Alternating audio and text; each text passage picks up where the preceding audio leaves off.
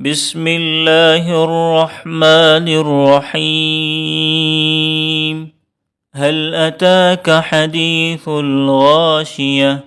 وجوه يومئذ خاشعة عاملة ناصبة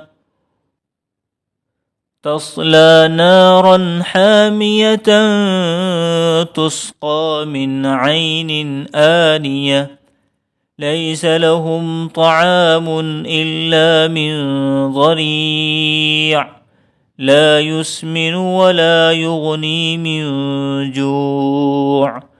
وجوه يومئذ ناعمة لسعيها راضية في جنة عالية لا تسمع فيها لاغية فيها عين جارية فيها سرر مرفوعة وأكواب موضوعة ونمارق مصفوفة وزرابي مبثوثة أفلا ينظرون إلى الإبل كيف خلقت وإلى السماء كيف رفعت وإلى الجبال كيف نصبت وإلى الأرض كيف سطحت فذكر إنما